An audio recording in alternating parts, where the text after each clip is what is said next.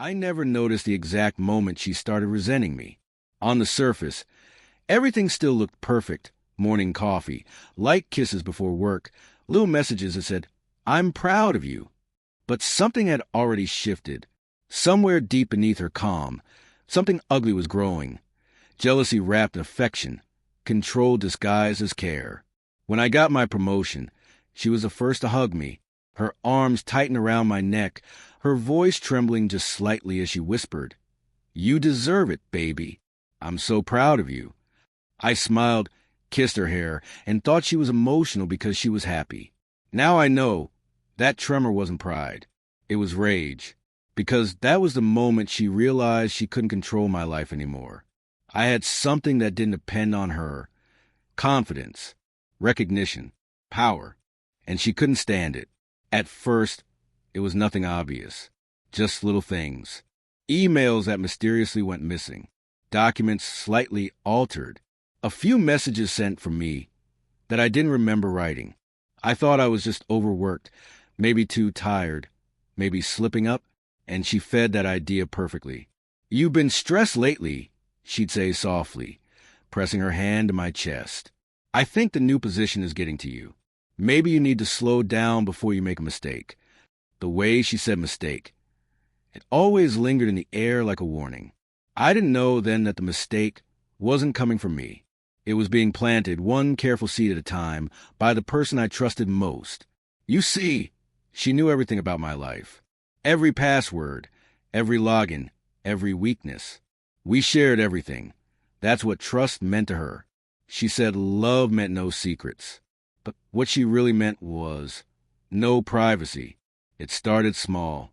I'd open my inbox and find half-written drafts to my boss that I'd never seen before. Nothing incriminating, just weird, unfinished thoughts. Lines like, "I know he's not good at his job, but I'll fix it." I'd delete them immediately, thinking it was some sync error. But it wasn't. Then one day, my manager called me into his office. He looked uncomfortable, like he didn't want to say what he was about to. "Hey, I got your message last night," he said carefully. "What message?" I asked. "The one about rescheduling the presentation. You said you weren't ready." My stomach dropped. I hadn't sent anything. I laughed it off, said maybe it was a glitch. But when I got home that evening, she was sitting on the couch with my laptop open. The screen glowed against her face, soft and almost angelic. She smiled when she saw me, that sweet, gentle smile that used to make me melt. "Hey," she said, closing the laptop slowly. "You know, I was just looking at your emails. You really should change your tone with your boss. Some of the things you write, they sound a little arrogant." I froze. "What are you talking about?" She tilted her head, faking concern. "I'm just saying, you don't want people thinking you're full of yourself. You've changed a bit since the promotion." There it was, the first stone thrown, disguised as advice. That night I couldn't sleep. I kept wondering, had I changed? Had I become arrogant? I replayed every conversation, every decision. That's what she wanted, for me to question myself, to spiral quietly until I became dependent on her reassurance again. And it worked, at least for a while. She'd leave subtle reminders that something was off. "Your boss texted me today," she'd say. "He asked if everything's okay with you." I told him you've been distant. When I asked why my boss would text her, she smiled innocently. "You gave him my number when we met at that company dinner, remember?" But I didn't. Weeks passed. My performance started slipping, or at least that's what my team said. I was distracted, anxious, checking every email twice before sending it. I stopped trusting my own words. And that's exactly what she wanted. Every night, she'd wrap her arms around me and say things like, "You don't need to prove anything to anyone. I love you for who you are." But there was always that pause, that invisible but hanging at the end of her sentence. I didn't know it then, but she had already started laying the groundwork, planting doubts, forging messages, slowly shaping the story that would make me look unstable. I remember one night. It's burned into my memory. I came home, exhausted, and she was sitting on the couch, my laptop open again. She looked up with a smile, almost too sweet to be real. You know, she said, it's strange. Some of your co-workers are saying you've been spreading rumors. Are you sure everything's okay at work? I just stared at her, confused. What rumors? Oh, nothing serious, she shrugged. I just want to make sure you're not overworking yourself. Sometimes stress makes people act irrationally. That word, irrationally, stuck in my head for days. At the time, I thought she was just worried about me. Now I know she wasn't worried. She was preparing, and I had no idea how deep her plan went. It began with whispers I wasn't supposed to hear. Not literal ones. No, she was too smart for that. Her whispers were digital. Messages sent to colleague by accident. Small phrases slipped into group chats.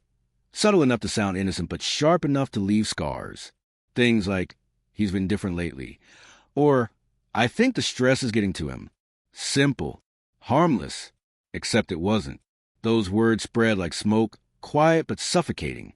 People started treating me differently. My boss stopped giving me the same trust. My coworkers smiled, but their eyes carried caution. It felt like walking into a room after someone had just talked about you. Everyone pretending nothing happened. And she'd act confused whenever I mentioned it. Maybe you're just paranoid, she'd say softly, brushing my arm like I was fragile. You've been under so much pressure, love. Don't let your mind play tricks on you. Her voice was warm, convincing, and for a moment I believed her. I wanted to believe her, because the alternative, that she was the one behind all of it, was too sickening to imagine.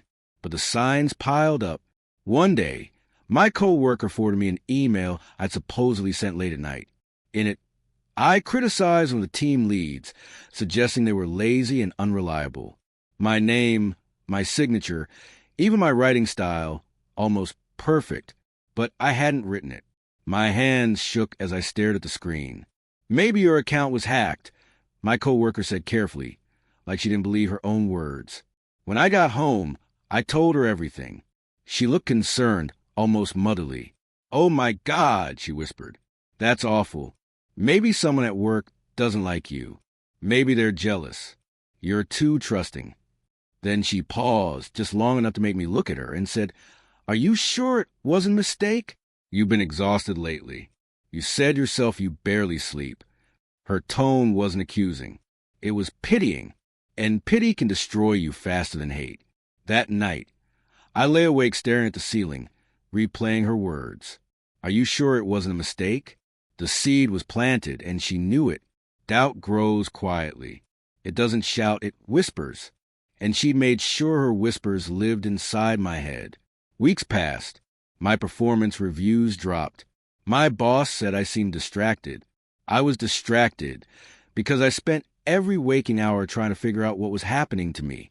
Every file, every message, every password. I checked them all. I even started logging into my email from the office only, convinced someone was using my home Wi-Fi to access it. I didn't realize how close the truth really was. She started acting like my caretaker, bringing me coffee before work, massaging my shoulders, telling me to trust her more. It looked like love. It felt like love. But it was control.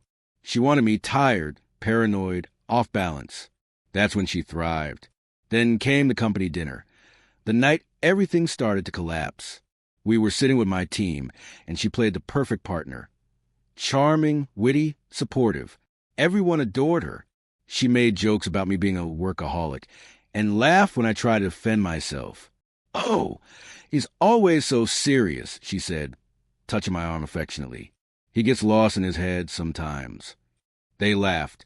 I smiled, but something broke inside me, because I could see it, the small glint of victory in her eyes.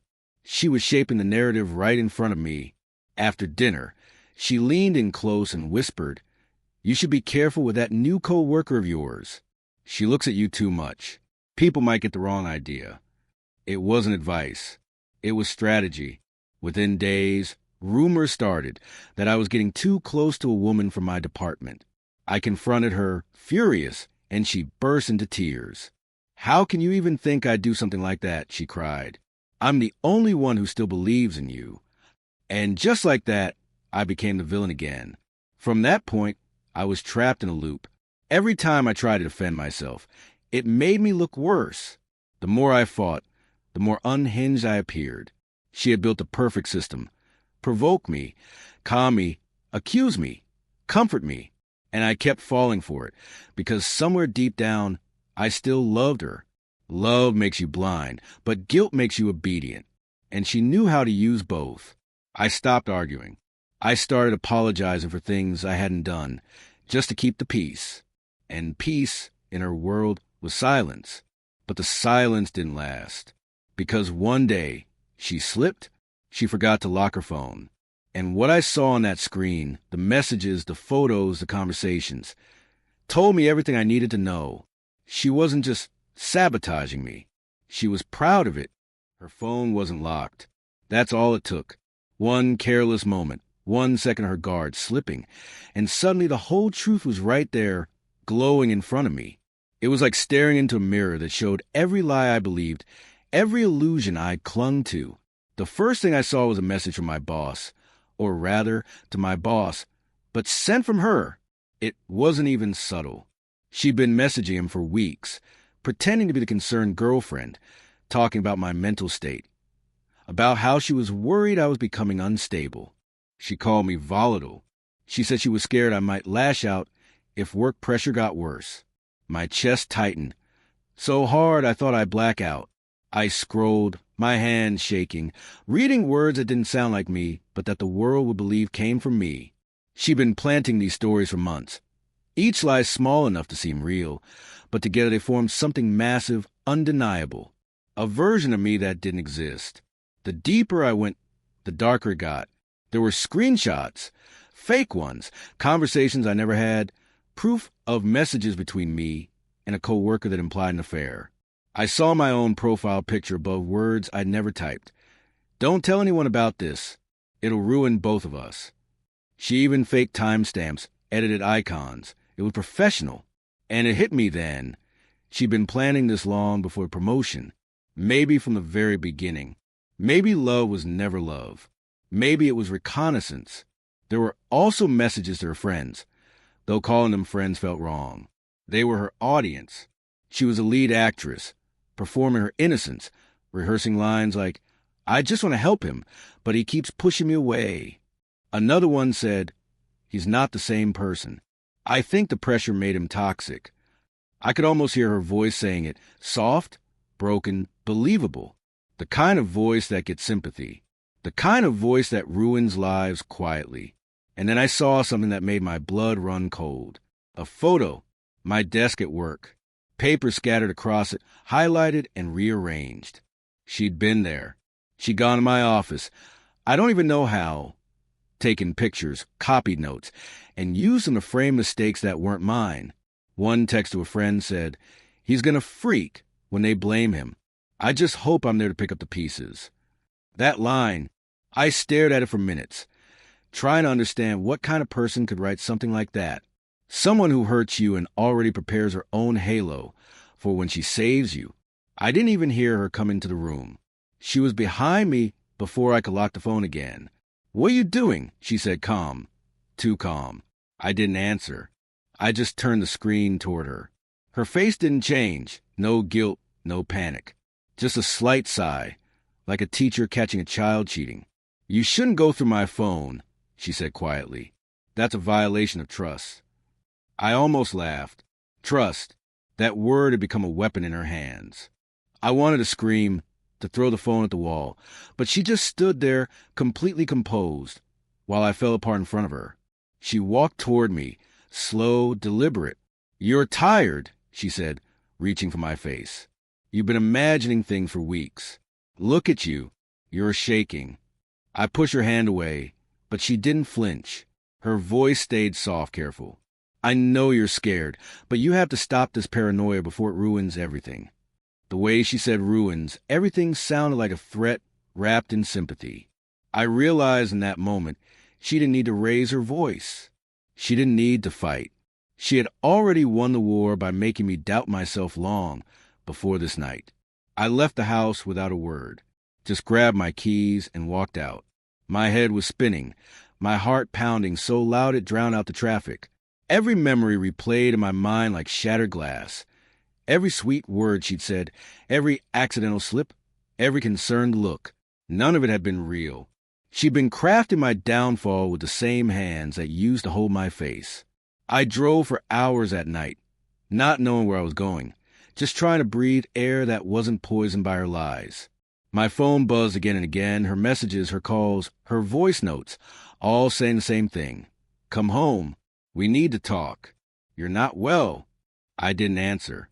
I couldn't, because the more I thought about it, the more I realized how perfect her trap had been. If I confronted her publicly, she'd play the victim. If I stayed silent, I'd look guilty. Either way, she'd win. And yet, part of me still wanted to believe there was some explanation, some twisted reason that made sense. I wanted her to say, it wasn't me. I wanted to wake up and find it was all a dream. But it wasn't. It was real.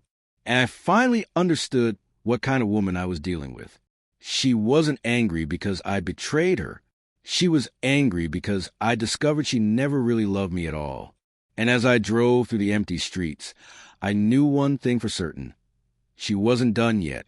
The morning after I found everything, the world already felt smaller. My phone wouldn't stop buzzing. Emails, missed calls, notifications stacked on top of each other.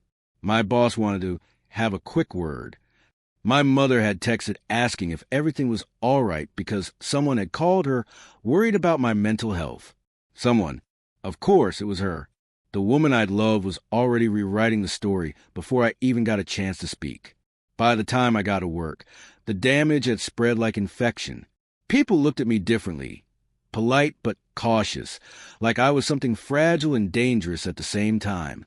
My boss was waiting in his office, hands folded on the desk, voice calm in that way that means anything but calm. She's reached out, he said. She's worried about you. Said you've been acting paranoid, sending strange messages, showing up at odd hours. I couldn't even speak. It was like she'd rehearsed every line I might say and twisted it before it left my mouth. She's lying, I finally said. My voice cracked, too loud, too desperate. His eyes flicked up to mine. There was the moment he decided what he believed. I saw it happen. That silent shift when someone stops listening and starts observing. To him, I was the unstable one. I walked out of that meeting with my ears ringing. The hallway felt longer than usual, every step heavier. The few colleagues who dared to look my way quickly turned their eyes back to their screens. Isolation wasn't feeling anymore. It was my reality. And she was still at home, sitting on our couch, probably sipping coffee and smiling, knowing exactly how this would play out. That night, she texted me. I told him you need time to rest. Please don't make this worse. I'm still trying to help you. I stared at the message until the words blurred. Help. That word tasted like poison now. She'd use it like a scalpel, not to heal, but to cut. I tried to fight back. I gathered proof. Screenshots of her messages, photos, timestamps. I even went as far as meeting with a lawyer. But every piece of evidence I had was drowned in her performance. She cried when people asked her about me. She told them she loved me, but that I had changed, that I was under too much pressure, that she didn't blame me. She just wanted me to get better. And they believed her. Of course they did. Who wouldn't believe a woman with tears trembling on her eyelashes, whispering how much she still cared? She didn't need to defend herself. She just had to look hurt. My friend began to pull away too. One by one, their messages grew shorter, colder. We just want what's best for you. Maybe it's time you get help. The same language. Her language. I could almost hear her feeding them the lines, one by one, like a director whispering cues to actors on stage. She wasn't just controlling me anymore. She was directing my entire world. The worst part? She did it all so quietly. No shouting, no scenes, no chaos. Just calm conversations, planted doubts, sympathetic tones. When people think of manipulation, they imagine storms. She was fog, invisible until it was too late to see through it. One night, I couldn't take it anymore. I went back home just to face her, to make her look me in the eye and admit what she'd done. When I opened the door, she was already waiting, dressed perfectly, face pale but composed, as if she'd practiced the scene. "Why are you here?" she asked softly, almost trembling. "To get the truth," I said. She blinked, a single tear falling perfectly down her cheek. "The truth," she whispered. "You really don't see it, do you? You're scaring me." And that was it. The final line. The one that would finish me.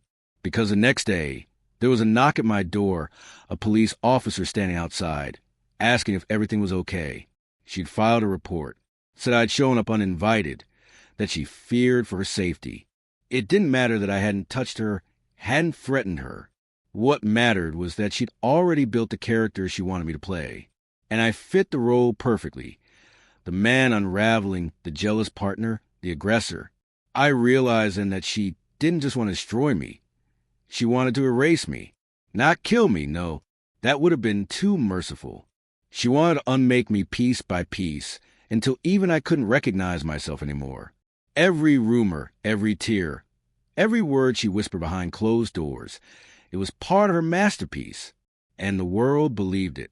But what she didn't know was that the man she'd broken still had one thing left, the truth, and I wasn't done yet.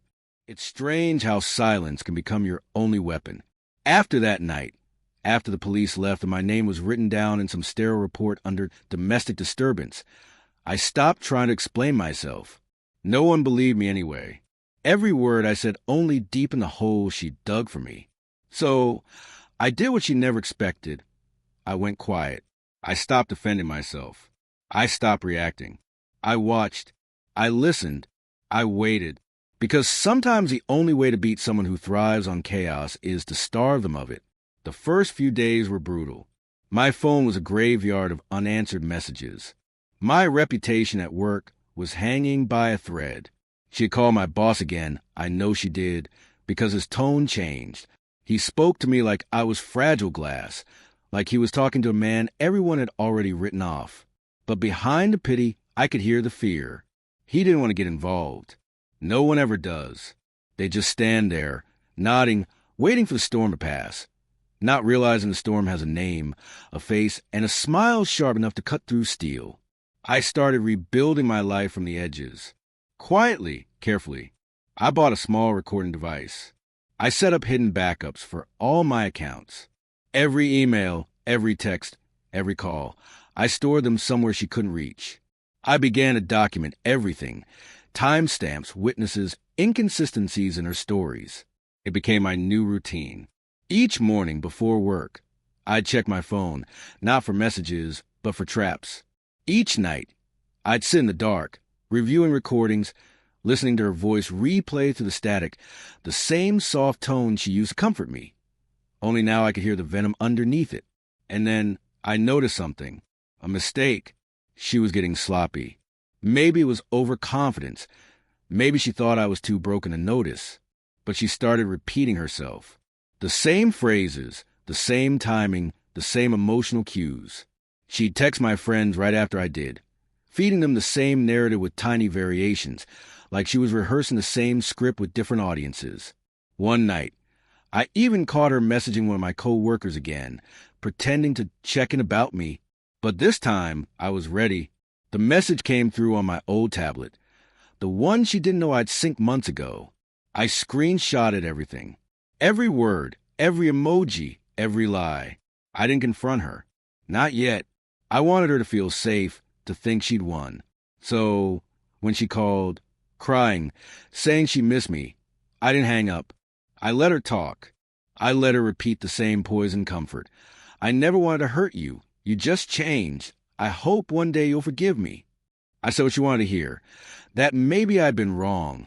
That maybe we could talk. Her voice softened immediately. I could almost feel her smile through the phone. That's all I ever wanted, she whispered. I recorded every second. We met 2 days later at a quiet cafe near the edge of town. She came dressed like innocence itself.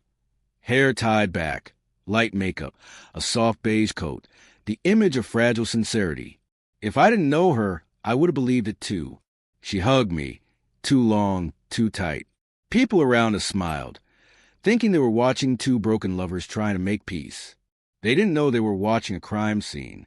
She started talking, all gentle tones and carefully placed pauses. "You scared me, she said, sipping her coffee. "That night when you came home angry.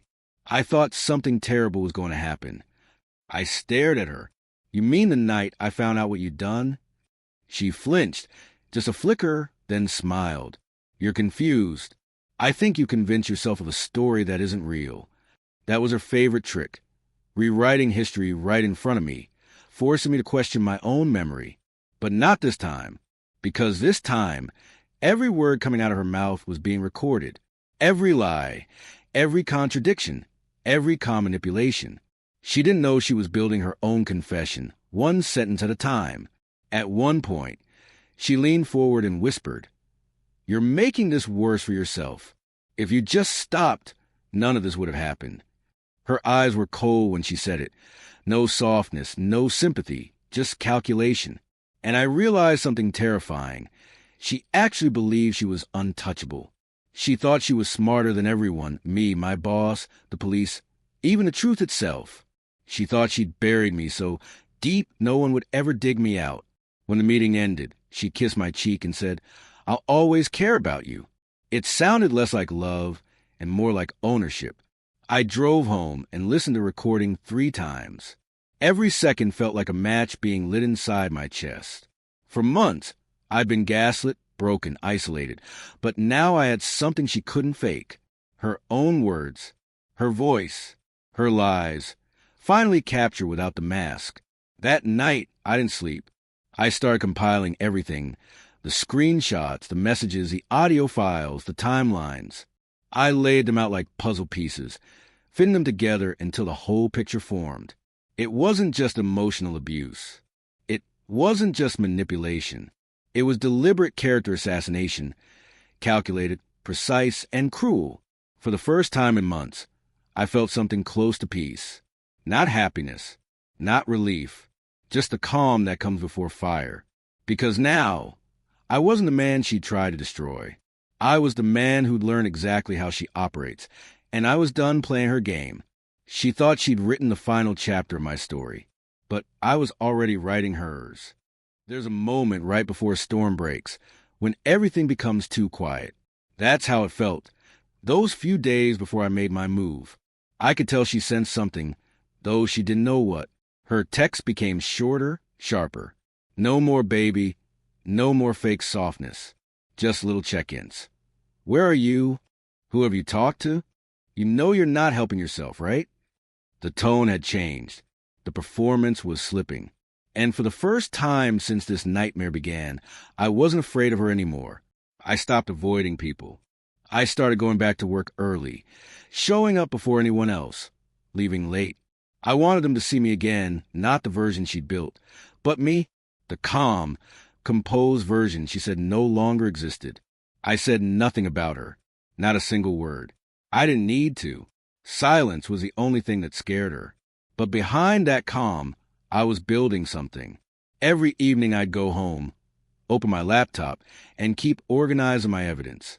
The recordings, the messages, the emails from my boss, even the report she filed. Everything documented, everything ordered.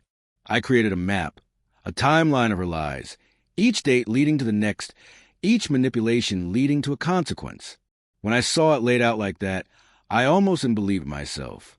It was so precise, so intentional. Every time I'd started to recover, she'd strike again. Every moment I'd gain confidence, she'd find a way to destroy it. She wasn't reacting. She'd been orchestrating it all along. And now it was my turn. The first step was small. I met my co-worker, the one she claimed I'd been too close with.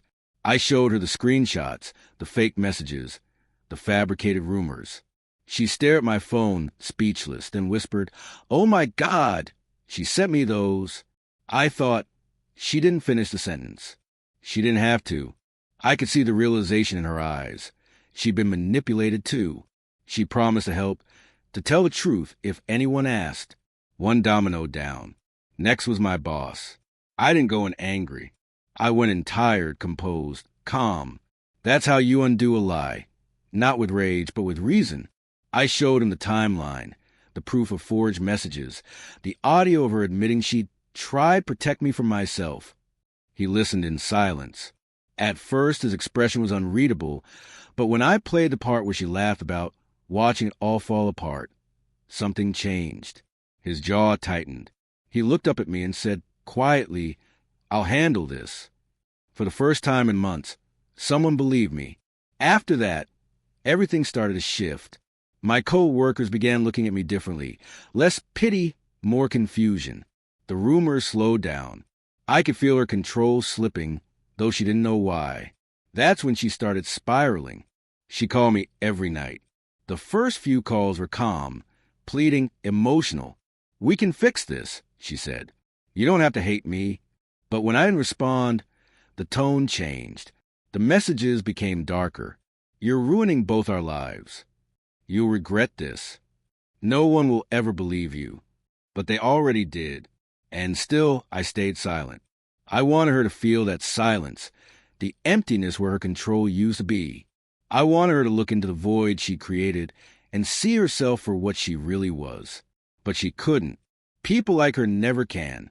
They rewrite every ending until they find one where they're still the victim. A week later, I got a message from HR. They wanted to discuss recent developments. I knew what it meant. I walked into that meeting room, sat down, and let them talk. Apparently, she'd been calling the office again, insisting that I was harassing her, trying to retaliate. She didn't realize that every call she made was being logged. Every word she said became another piece of evidence against her. When I left that meeting, I felt something I hadn't felt in a long time. Control. Not the kind she had, built on fear and lies.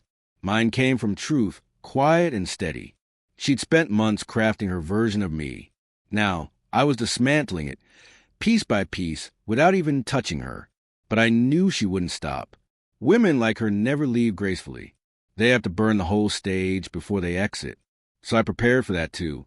I changed my number, locked every account, moved apartments, told no one where I went. She'd have no audience left, no stage, no mirror to admire herself in. The last message I got from her came at 3 a.m. It said, "You think you won, but you'll never be free from me." Maybe she was right. Maybe a part of me would always carry her.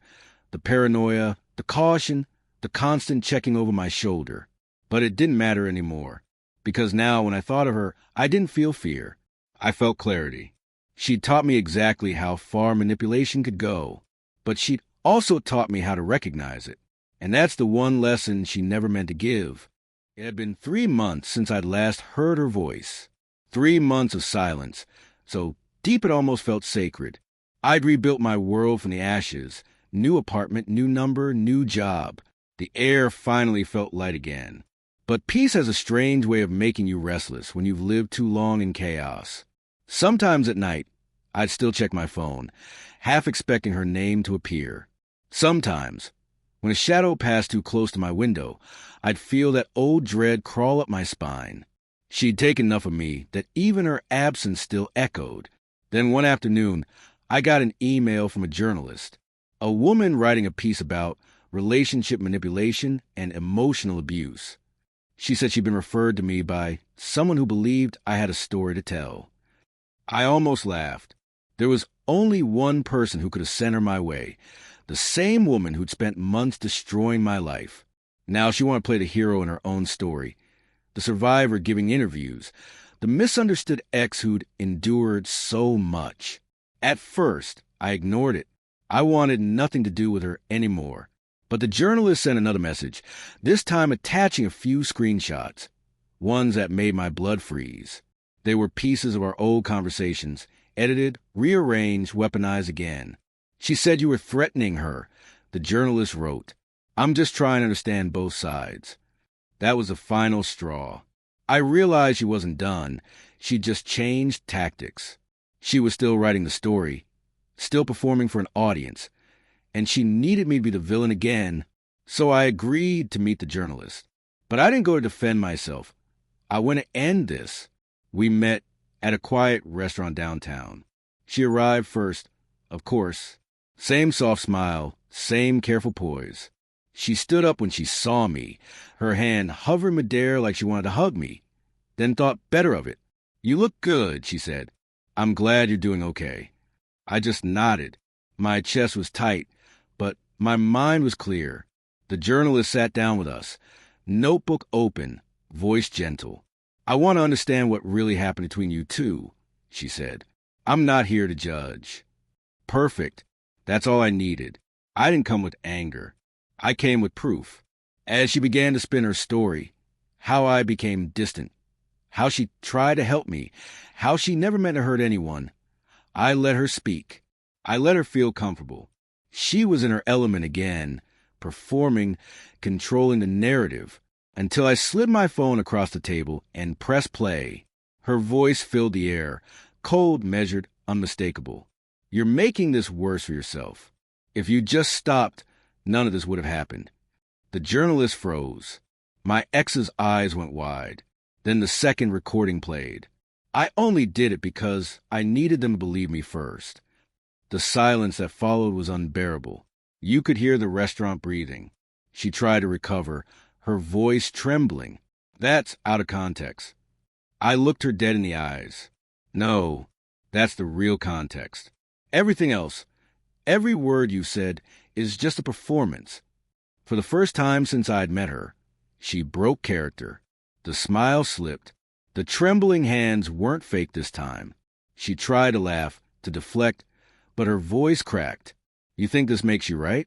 You think people will care? You think you're the hero here?" "I'm not the hero," I said. "I just stopped being your villain." The journalist closed her notebook. "I think I've heard enough." When she left, my ex just sat there, staring at me, her eyes dark and empty. The facade was gone. No tears. No tremors, just exhaustion. She leaned forward and whispered, "You could have just let it go." "I did," I said, "until you tried to write the ending for me again." I stood up, paid the bill, and walked out. I didn't look back, but I knew she was still sitting there, realizing something she'd never admit, that her control was gone. Her script had ended, and for the first time, she didn't know what to say next. Outside, the city lights reflected in the puddles like broken glass. I felt the air hit my face, cold and sharp, real. For the first time in what felt like years, it didn't hurt to breathe. I didn't post the recordings online. I didn't send them to anyone else. I didn't need revenge anymore. Because the truth isn't about proving who's right. It's about freeing yourself from the lies that kept you chained. And as I walked away, one thought stayed in my head. She'll tell this story again one day, maybe in another version, with another ending, maybe with another man. But this time, I won't be part of it, because some endings don't need closure. They just need silence.